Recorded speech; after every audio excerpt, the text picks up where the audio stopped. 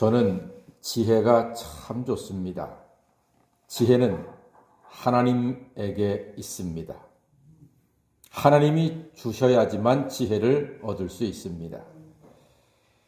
하나님은 지혜를 구하는 자에게 지혜를 주십니다. 우리가 지혜롭지 못한 것은 하나님께 지혜를 구하지 않기 때문입니다.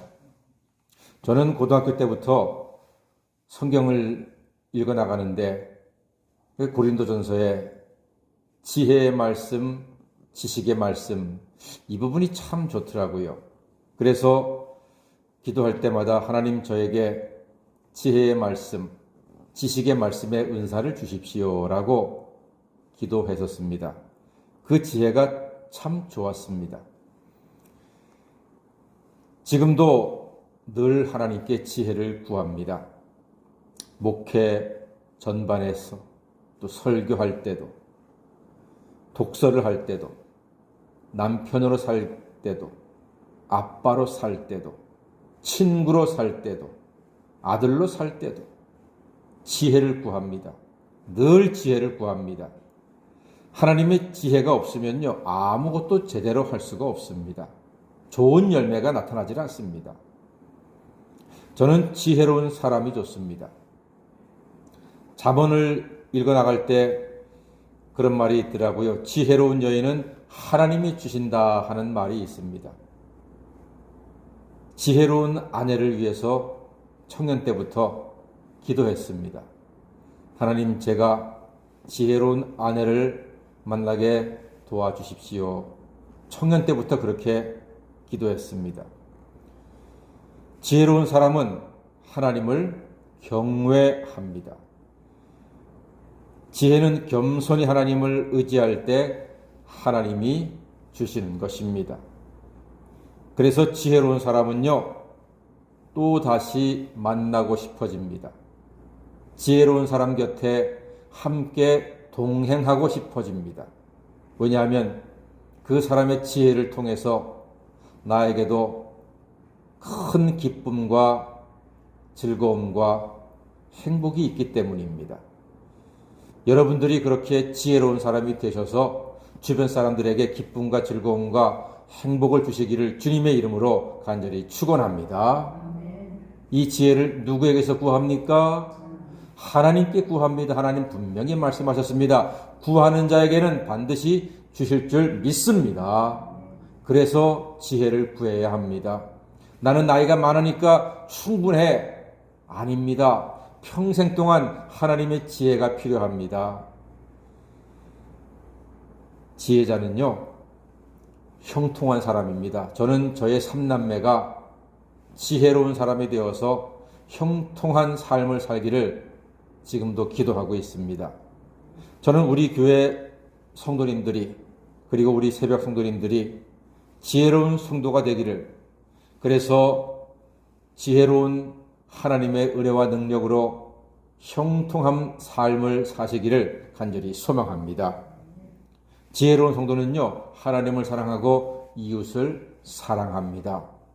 왜냐하면 그것이 바로 성경 최고의 하나님의 뜻이기 때문입니다.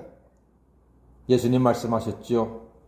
하나님을 사랑하고 내 이웃을 내 몸처럼 사랑해라. 이것이 선지자의 율법이요 강령이라고 했습니다.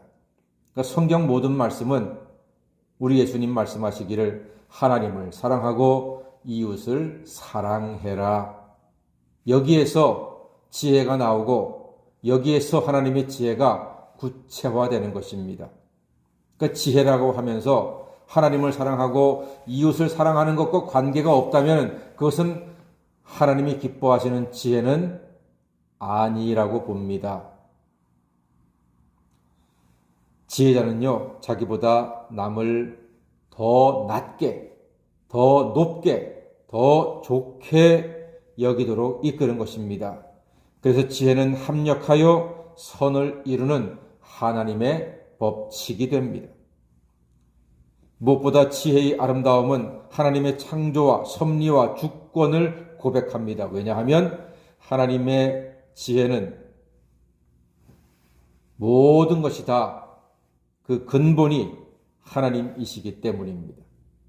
하나님이 행하신 모든 것이 하나님의 지혜로부터 나온다는 것입니다. 욥은 오늘 빌닷에게 항변하듯이 한마디 합니다. 3절 말씀 보니까요. 지혜 없는 자를 참 잘도 가르치는구나. 큰 지식을 참 잘 자랑하는구나. 이렇게 말합니다. 우리는 지혜를 가장할 수 없습니다. 지혜를 만들 수도 없습니다. 그냥 하나님의 지혜 속에 존재할 뿐입니다. 그것으로 충분합니다.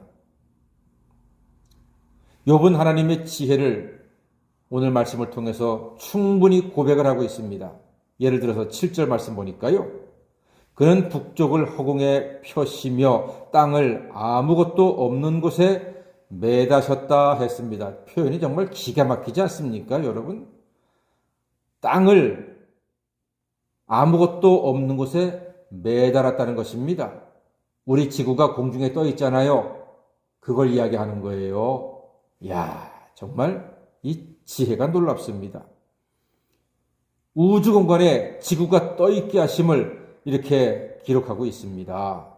또 8절 보니까 물은 빽빽한 구름에 싸시나 그 밑에 구름이 찢어지지 아니하느니라 그랬습니다. 와, 물을 빽빽한 구름에 쌌는데 그 구름이 찢어지지 않는데요. 어쩌면 이렇게 표현합니까? 놀랍습니다. 여러분 혹시 비행기 타시고 야간 비행 해보셨습니까? 창문을 통해서 제가 한 번은 와, 구름이 바다처럼 쫙 깔려 있는데 저 끝에는 달이 떠 있는 거예요. 그래서 구름 위가 마치 바닷물결처럼 달빛을 반사하는데 아주 황홀경에 제가 빠졌습니다. 세상에 이렇게 아름다운 자연의 모습이 있구나.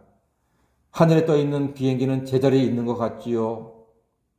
구름이 쫙 비쳐오는데 마치 천국으로 인도하는 문처럼 느껴졌습니다. 정말로 신비하고 신기하고 아름다웠습니다. 11절 말씀 보니까 그가 꾸짖으신 즉 하늘 기둥이 흔들리며 놀란다고 했습니다.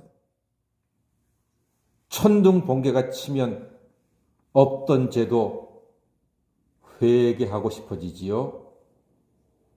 그런 아름다운 놀랍고도 신기한 자연현상을 지금 욥이 고백을 하고 있습니다. 여러분, 이 정도로 우주 삼라만상의 움직임은 하나님의 지혜요, 하나님의 능력이요, 하나님의 사랑입니다. 이러한 우주와 삼라만상의 조화가 다 하나님의 지혜로부터 나온 것입니다. 그런데 이런 것들도 하나님의 행사에 단편에 불과하다는 거예요. 14절 말씀 보니까 보라, 이런 것들은 다 그의 행사의 단편일 뿐이다. 아주 작은 것이란 얘기입니다. 우리가 보기에는 입이 떡 벌어지고 평생 기억할 만한 장엄한 것이지만 하나님께로는 아주 작은 단편이라는 것입니다. 인생은 하나님의 지혜 속에서 하나님의 능력과 사랑을 힘입어 살 수 있습니다. 고난의 현실을 이길 수 있는 힘은 하나님의 지혜를 얻을 때 나오는 것입니다. 주의 성령께 하나님 말씀 잘 듣고 지혜를 얻고 지혜를 잘 사용하게 해달라고 간구하시기를 간절히 소망합니다. 하나님은 구하는 자에게 지혜를 주실 줄 믿습니다. 이 우주에 가득히 이미 주신 하나님의 지혜를 입으시고 들으시고 그것을 지혜를 쓰시고 형통한 하나님의 사랑스러운 자녀가 되시기를 주님의 이름으로 간절히 축원합니다. 아멘. 기도하겠습니다.